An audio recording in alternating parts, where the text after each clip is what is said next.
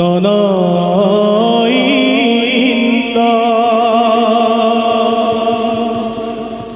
কয়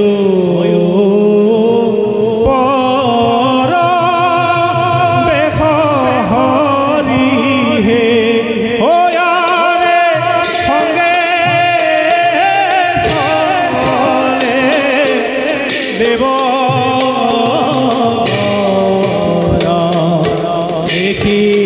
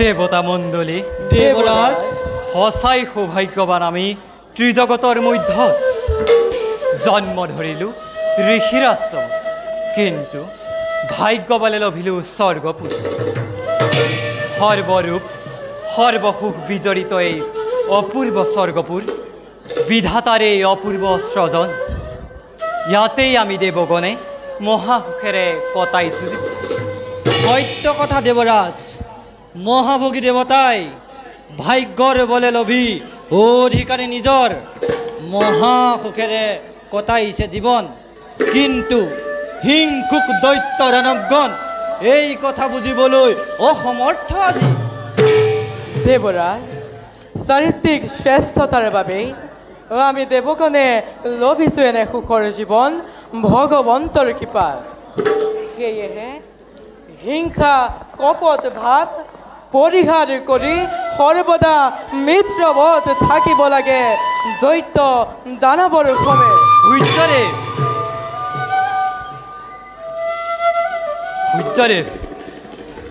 চিৰহতু দৈত্য দানৱৰ প্ৰতি তোমাৰ দৰ্দ বুজিলে কিয় হঠাতে শুনা সূৰ্যদেৱ দৈত্য দানৱৰ সবে মিত্ৰতা স্থাপন কৰি ভীৰুতাৰ পৰিচয় মই নিদিওঁ কদাপি এয়া অহংকাৰ মাথোন কিন্তু জানিব দেবৰাজ অহংকাৰেৰ পৰিণাম অতিকে ভয়ঙ্কৰ নিজৰ শ্ৰেষ্ঠত্বক প্ৰকাশ কৰাটো জানো হ'ব পাৰে অহংকাৰৰ প্ৰদৰ্শন দেবৰাজ সন্তান সম্ভৱা দৈত্য ৰাণী কায়াধুৰ হৰণ কাৰ্য অনুসতে আছিল শ্ৰেষ্ঠতাৰ প্ৰদৰ্শন সূৰ্যদেৱ শুনক দেবৰাজ কৰ্ম আমাৰ জগতৰ হিত সাধন কেৱল সুখ ভোগত মদমত্ত হৈ নিজ কৰ্মৰ পৰা বিচলিত হলে ভগৱন্তই আমাক নকৰে ক্ষমা বাৰু আইকা পদলক দেবৰাজ যাওঁ মই নিজ কৰ্তব্য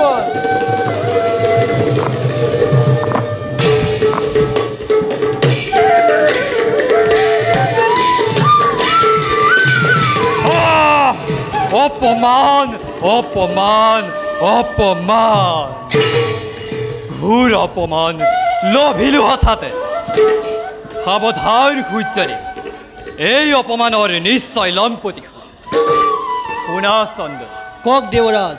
নিৰন্তৰে দৃষ্টি ৰাখিম সূৰ্যলোকৰ ওপৰত।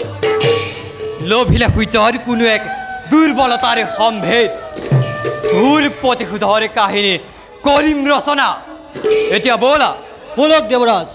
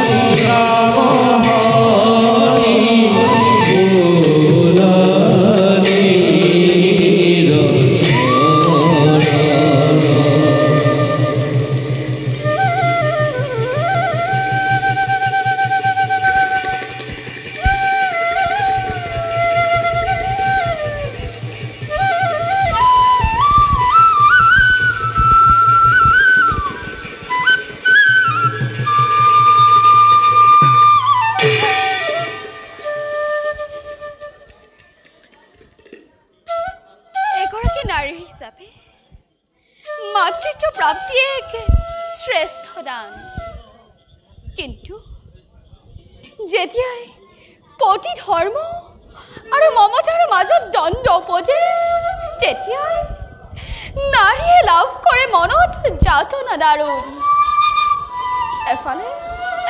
এফালে শিৰৰ সৌভাগ্য পবিত্ৰ সেন্দুৰ আৰু আনফালে বৈকুণ্ঠৰ পৰম সুসদৃশ মমতা নাৰীৰ। এনে দুৰ্বিপাকত গ্ৰস্ত মই সূৰ্যদেৱৰ অৰ্ধাংগিনী। নাই মই কি ভাবিছো, দেৱী সংজ্ঞাৰ প্ৰতিবিম্ব ছায়া মই কিবা দৰে হ'ব পাৰো তেজস্বী সূৰ্যৰ জীৱন সংগিনী। দেৱী সংজ্ঞা নাথ, অভাগীৰ সেৱা কৰক গ্ৰহণ। উঠা দেৱী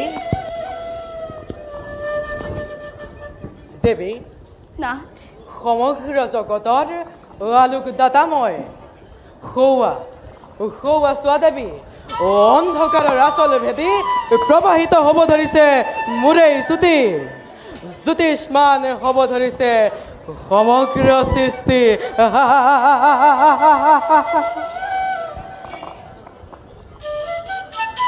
কিন্তু এয়া কি দেৱী নাথ বিভুৰ তুমি অন্য চিন্তাত যি সূৰ্যে জগতৰ তমসা দূৰ কৰে সেই সূৰ্যোদয়ৰ মুখত দেখো তমসাৰ ঘূৰা বৰণ নাথ প্ৰকাশ কৰা দেৱী অব্যক্ত বেদনা মনৰ নাথ অধিকে চিন্তিত মই নিজ সন্তানৰ ভৱিষ্যতৰ হেতু দেৱী নাথ আমাৰ সন্তানৰ ভৱিষ্যতৰ বাবে নকৰিবা অনৰ্থক চিন্তা সূৰ্যজমে অচিৰেই লাভ কৰিব ধৰ্মৰাজৰ আসন আৰু নদীৰ ৰূপ ধাৰণ কৰি পুত্ৰীজমীয়ে চিৰকাল প্ৰবাহিত হৈ ধৰাৰ বক্ষত ৰাখিব অক্ষয় কীৰ্তি যমুনা নামেৰে কিন্তু নাথ যম আৰু জমিৰ দৰে শনিও যে আমাৰেই পুত্ৰ কোন শনি নাথ শনি ই কেৱল তোমাৰ সন্তান নাথ যি সন্তানে উপজেই নিজ পিতৃৰ ঘটালে গ্ৰহণ নাথ সেই অমংগলীয়া সন্তানৰ পিতৃত্ব কদাপিতো মই নকৰোঁ গ্ৰহণ নাথ আৰু সুধা দেৱী নাথ পূৰ্বৰ চুক্তি মতে তোমাৰ সন্তানক ৰাখিবা অৰণ্যৰ মাজত জগতবাসীৰ সন্মুখীন হ'লে তোমাৰ পুত্ৰ সেই অমংগলীয়া সন্তানৰ পিতৃ বুলি হাঁহিব জগতে চৌদিশে উঠিব গঞ্জনাৰ গুঞ্জন নাথ নাথ নাথ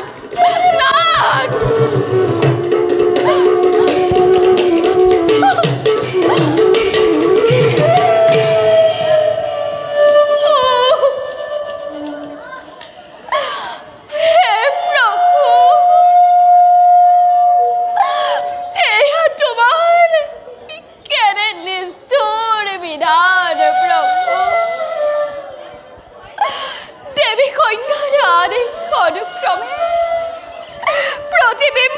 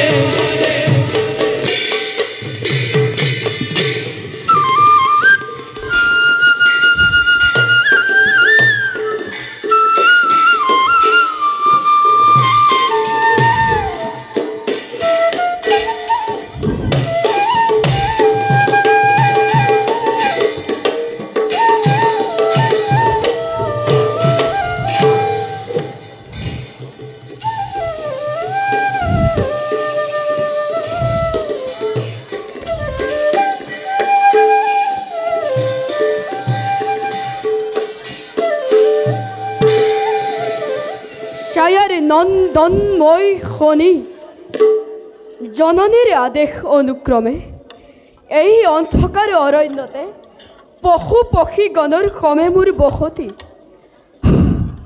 কিন্তু অতি আচৰিত জননীয়ে কয় মোক বৈচিত্ৰ্যময় এই সংসাৰ আছে হেনো অলেখী দেৱ দেৱী দানৱ অসুৰ গন্ধৰ্ব কিন্নৰ। কিন্তু অতদিনে দেখি আছো চৌপাশে মোৰ অতব্য অৰণ্য আৰু অন্ধকাৰ কেৱল। সংগী ৰূপে লাভ কৰিছোঁ কেৱল এই পশু পক্ষীগণ। এইয়েতো নহয় বৈচিত্ৰ্যময় সংসাৰ। এই অৰ্থকূপ ভেদি বাহিৰৰ পৰিধিলৈ যাওঁ বুলি ভাবিলেই মনত বাঢ়ি উঠে জননীৰ কাতৰ সমিধান। নাই নাই নাই নাই এনেদৰে মই থাকিব নোৱাৰোঁ। এই অন্ধকূপ ভেদি গুচি যাম মই বাহিৰৰ পৰিধিলৈ। ৰবা পুত্ৰ, মোৰ অনুমতি অবিহনে তুমি এই অৰণ্যৰ বাহিৰলৈ ওলাই নাযাবা পুত্ৰ। হে জননী, আৰাধ্য গোসাঁনীবোৰ ভক্তি ভৰা সেৱা কৰিবা গ্ৰহণ। যশস্বী ভৱ পুত্ৰ। জানা জননী, অপেক্ষা কৰি আছোঁ তোমাৰ আগমনৰ বাবে অধীৰ আগ্ৰহেৰে মই। পুত্ৰ, মাতৃ সন্তানৰ স্নেহত মাতৃৰ মমতা সদামন্দিনী। কিন্তু ক্ষন্তেকতে যে গুচি যাব মোক পুনৰ নিশংস কৰি। পুত্ৰ, এই অৰণ্যৰ বাহিৰতো আছে মোৰ এক অন্য সংসাৰ, আছে কৰ্তব্য অসীম। তেন্তে কি মই তোমাৰ সংসাৰৰ সৈতে যুক্ত নহয় মাতৃ? পুত্ৰ, তুমি মোৰ আচল ধন। এইয়ে নেকি মোৰ পৰিচয় অন্তিম? পুত্ৰ, কোৱা জননী, ব্যক্ত কৰা সত্য পৰিচয় মোৰ। পুত্ৰ, তুমি এইটো কৈছিলা জননী, বৈচিত্ৰ্যময় সংসাৰ এয়া বহু বিশাল। এই সুবিশাল জগতত তুমি আৰু পশু পক্ষীগণৰ বাদে নাই নেকি অন্য আপোনবোৰ? পৰিচয়বিহীন জীৱন আৰু কটাম কিমান দিন? পুত্ৰ, বাৰে বাৰে বাৰে বাৰে মনে প্ৰশ্ন কৰে কোনবা পিতৃ মোৰ? পুত্ৰ, ময়ো পুজিব বিচাৰোঁ পিতৃৰ দুখানি চৰণ। পুত্ৰ, কোৱা মাতৃ, বাকৰুদ্ধ নহবা তুমি? শুনা পুত্ৰ, পিতৃ তোমাৰ। মোৰ পিতৃ কোন? পিতৃ তোমাৰ। কোৱা মাতৃ, নিমাত কিয়? পিতৃ তোমাৰ। মোৰ পিতৃ কোন? সূৰ্য দেৱতা। পৰম তেজস্বী সূৰ্যৰ ঔৰসে জন্ম তোমাৰ। কিন্তু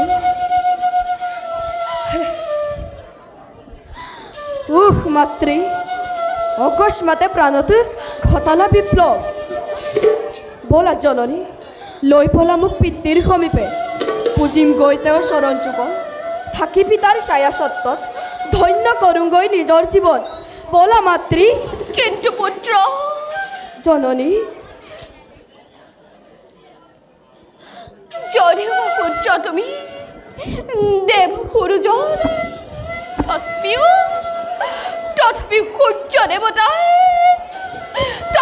সূৰ্য দেৱতাই তোমাক পুত্ৰ বুলি নকৰে গ্ৰহণ।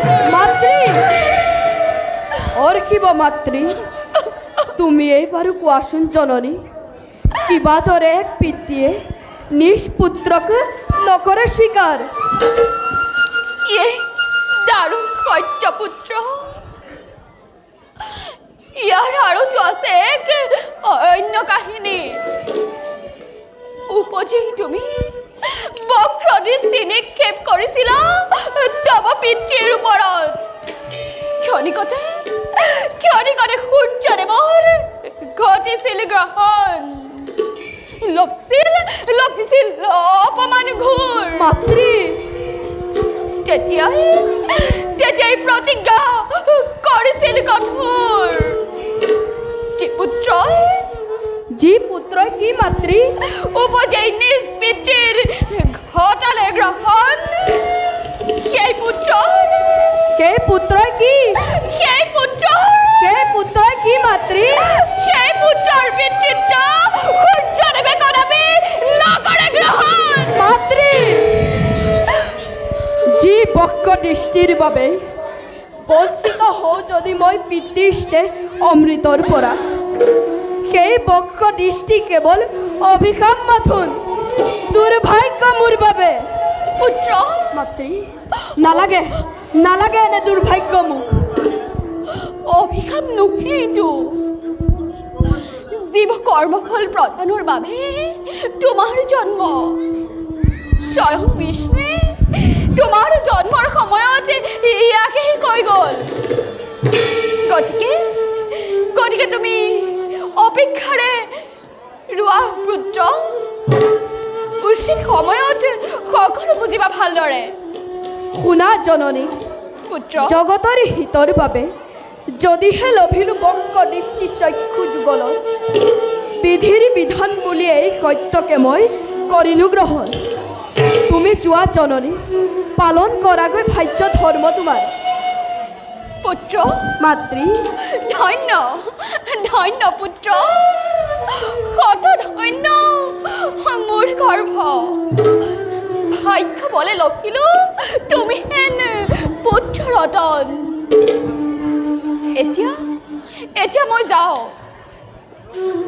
দেৱী সংজ্ঞাৰ প্ৰতিবিম্ব ছায়া মই সূৰ্যৰ পত্নী হিচাপে নিজ কৰ্ম কৰোঁগৈ পালন বিদায় বিদায় পুত্ৰ বিদায় বিদায় বিদায় পুত্ৰ বিদায় যোৱা জননী ভাগ্যৰ পৰিহাসক নিয়তিৰ নিষ্ঠুৰ বিধানক জীৱনৰ শ্ৰেষ্ঠ দান বুলি ভাবিলোঁ মনতে বাৰু যাওঁ মই খন্তেক বিশ্ৰামৰ হেতু